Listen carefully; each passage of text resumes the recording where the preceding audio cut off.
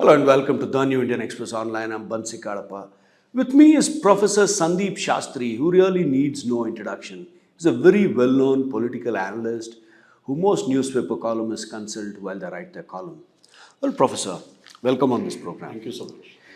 Well, DK Shivakumar has taken over as the new Chief Minister of Karnataka.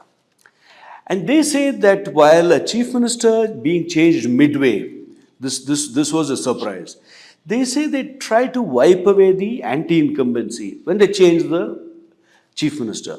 Do you think it's something so easy that they can wipe it away by changing someone midway? Bansi, this is a very, very valid point. If you look at previous Congress governments, you had Siddaramaiah having a full term and S.M. Krishna having a full term. Preceding that, of course, you had a term in which there were three chief ministers, which paid off badly for them. Yeah. And similar has been the story with the BJP. At times they have had a single chief minister, at times two, at times three.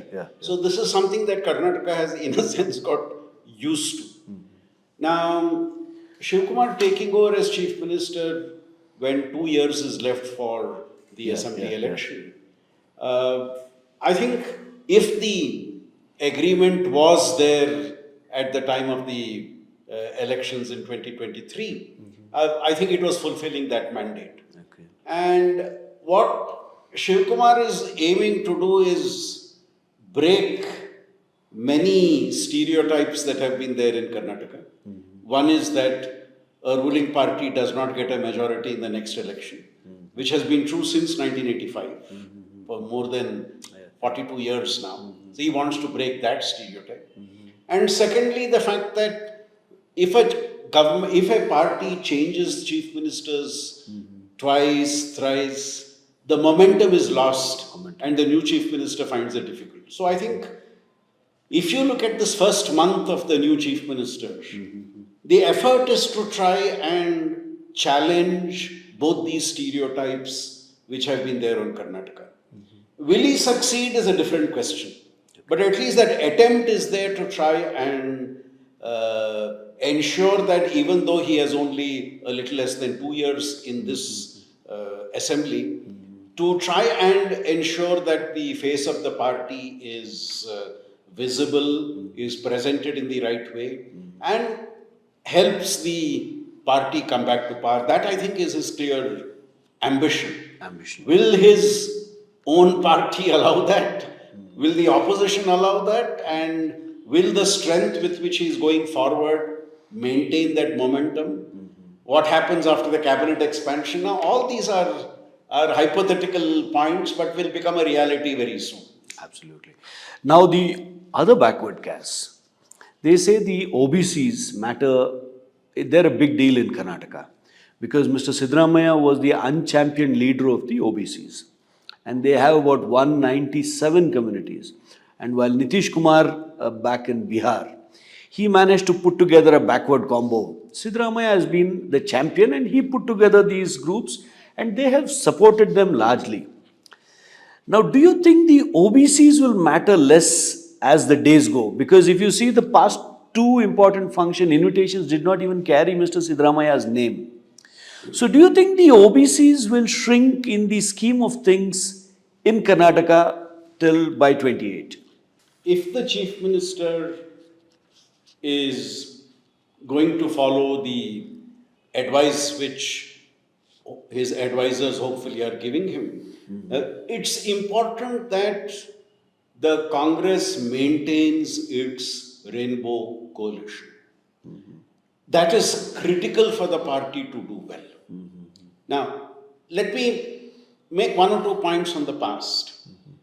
If you look at the 2023 assembly elections, a chunk of the non-dominant OBC vote had actually shifted away from the Congress to the BJP. In the 2023 election itself. Like, for example? I mean, if you look at the overall percentage of votes which our surveys show that the Congress got, it has the non-dominant or non-Vokkaliga, non-Lingayat OBC vote has actually gone down for the proportionally Congress as compared to the past, and save Kuruba community, in other communities there was a slight decline. What saved the Congress in 2023 was the large chunk of Lingayat vote which came in their favor. Absolutely. Even though BJP continued to have a majority of that. And the threefold split of the Vokaliga vote, with the biggest chunk of the three coming to the Congress. Now, this is what saved, and of course, the Dalit vote and the minority vote, which actually helped the Congress do what it did in 2023. Now, keeping that in mind, you now have a Vokaliga chief minister in place. And therefore, that largest of the three chunks which you got, there is the opportunity to expand that. Now, the expectation is that a significant chunk of non-dominant OBC leaders would be given their due place in the government and its function. Though Bansi, I am also one of those who believes just by accommodating ministers who come from those communities, you are not going to win the support of those communities. Well, it appears to be like that. Now, ministers are asking for positions saying that we represent a So-and-so community. Yeah. But then I have yet to find empirical evidence to show that because you give representation to somebody from a particular social group, that social group would vote for you. But symbolically, that representation has to be given. No, but I have just one point. Suppose you have, on this point, suppose you have a constituency with, let's say, 60% Lingayat or a dominant Vokaliga group. All three parties would field a person from that same community. So I don't know if this measure will parties have been strategizing. Yeah. If one puts up a dominant caste candidate, the other will put up an OBC case. So there is that. No, but what I'm saying is where the, a party, let's say Congress, JDS, BJP. Let's say there is a constituency. For example, there are so many North Karnataka constituencies with brute Lingayat Panchamshali majority. So you would see three parties putting Panchamshali Lingayat candidates. Yes. You have Southern Karnataka, the old Mysore area. All three parties putting Vokaliga candidates. Sure. Now, so there are two factors here. Yeah. One, last time in northern Karnataka, you had severe divisions within the BJP. Okay. Hardcore BJP supporters saying, Idu Nanna Sarkara Allah. Next year I will vote for the BJP. Okay. Lok Sabha election. They did not see the government in the state as being a government of the loyalist BJP. And that led to the split in the Lingayat vote. In Old Mysore region, the Vokaliga vote saw this division between the Congress, BJP and Janata Dal. Biggest chunk going to the Congress, second biggest chunk going to JDS, and third to the BJP. Now, situation has changed and is likely to change in 2028. Will BJP see a Lingayat consolidation, which largely depends on what they do with the party the next 2 years? Definitely, the Congress would hope for a Vokaliga consolidation. And the Chief Minister has issued an open challenge when he went back to his constituency, saying which Vokaliga leader in Old Mysore can challenge now the domination of the Congress party. So whether there will be a BJP JDS alliance, so all these factors will come into play. But the main thing, will the Congress take steps to win substantially the non-dominant OBC vote and retain the Dalit vote and minority vote? This would also depend on how much these segments of society feel that this government is taking care of their interests. And sometimes symbolism is important. And therefore, a lot of people are hoping that when the cabinet expands, when critical bureaucrats are appointed, when chairmanships of boards are filled up, you provide representation to groups which feel that with the change of government, our domination of government has gone down. Now, make those groups feel that we are also taken care of. That, I think, will define and decide how things move forward. Yeah. There is one observation many political analysts like yourself made, that when H.D. Kumaraswamy spoke about the Bangladeshi issue in Ramnagaram, many of them, even his old JDS observers made this observation. They said that Bangladeshis were not there in 94 when Devegowda got elected from there. Bangladeshis were not there in Ramnagaram when he himself got elected from Ramnagaram for 2 terms. They were not there when his wife Anita Kumaraswamy got elected. But when his son lost, suddenly Bangladeshis have appeared. So your quick observation on that. Is the JDS politics changing, that they are now batting the way BJP bats? They have forgotten the way they used to bat earlier. See, I think we have to keep in mind the point that the JDS is very much part of the NDA today at the national level. At the national level. And has drawn considerable political mileage and political benefit by being part of that government. And one of the requirements of that mileage and getting that power is that what the NDA alliance expects it to do and the stand it expected to take, they would need to do that. You need to take that line. But I think, my own view, I think the JDS would, when it comes to state politics, try and carve a different approach. Absolutely. And I think the next 2 years will also see whether both the BJP and the JDS find it useful to be in an alliance. Because in a Lok Sabha election, it's a different question. Because after 1996, the Janata Dal has not been so concerned about a Lok Sabha election. Absolutely. They have been more concerned about the Vidhan Sabha election. Absolutely. So in a Lok Sabha, to align with the BJP is fine. Because you got, you contested. It's a win-win for both, You contested 3 seats. But when you come to an assembly poll, will you be satisfied even with 50 or 60? Would the BJP be willing to concede 50 or 60? If they do, what happens to the BJP's vision of wanting to get a majority on its own, which they've never got till now in an assembly? So, all these questions will come up in the coming days. All these are questions. Many say DK Shivakumar is focusing more on 28 election, more than any previous Congress Chief Minister has done.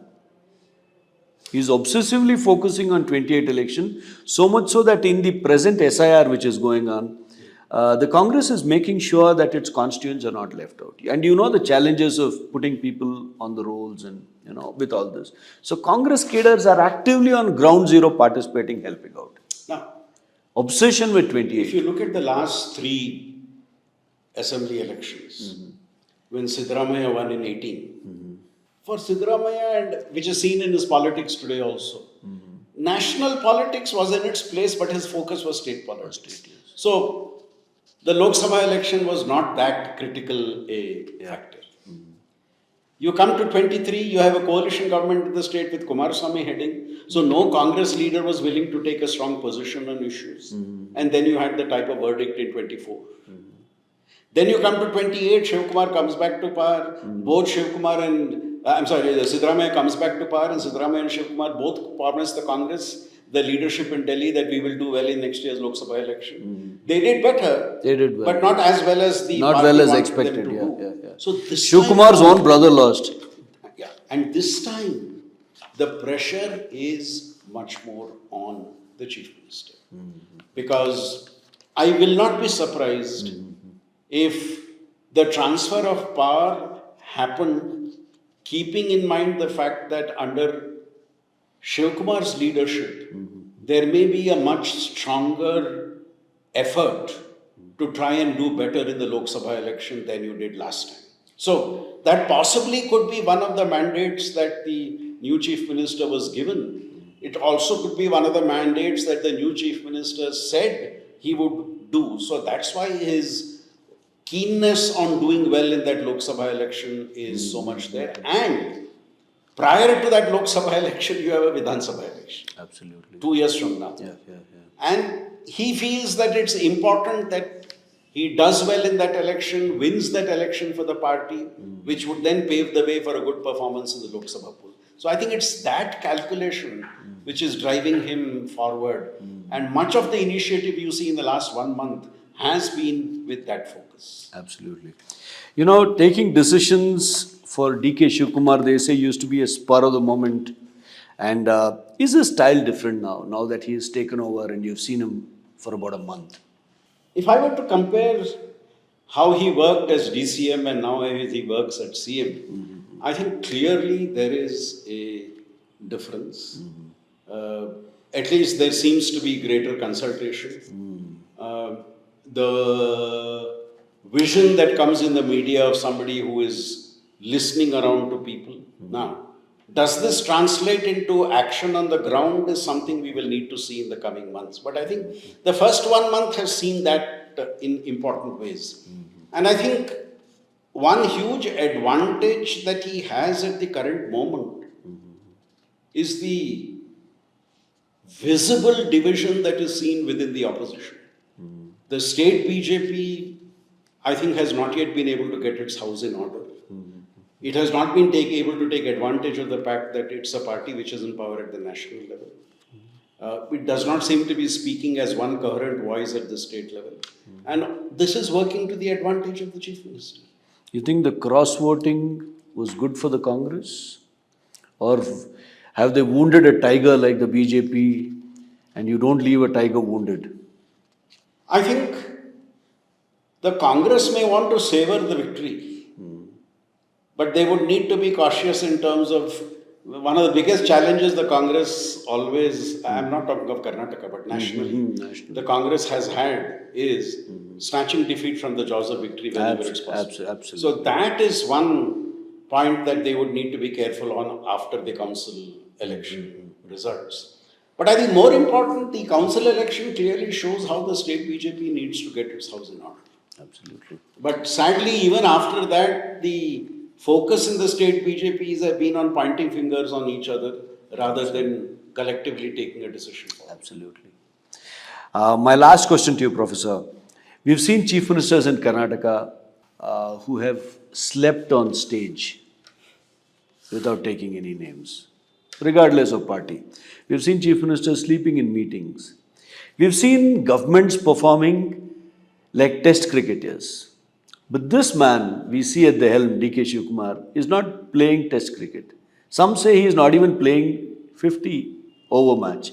Some say he is playing a T-20. Is it true? At least the last 1 month gives the image that he is playing a T20. But I would take a more popular current day analogy of FIFA. If you looked at the morning match today and the morning match yesterday, if you looked at the match where Argentina played Cote d'Ivoire, and yesterday if you see the Portugal match versus Croatia, now the winner was the one who started off with great steam and sustained that steam over the 90 minutes. So even if you say this is a T20 match, there is a bowling time and a batting time, and both those times you'll have to see the same vigor, vitality in action. Okay, thank you, Professor. So the big question is, Professor agrees that there is a market change from Test to T20 style, but the big question is, can they maintain that vigor right through the bowling and the batting? Thank you for joining.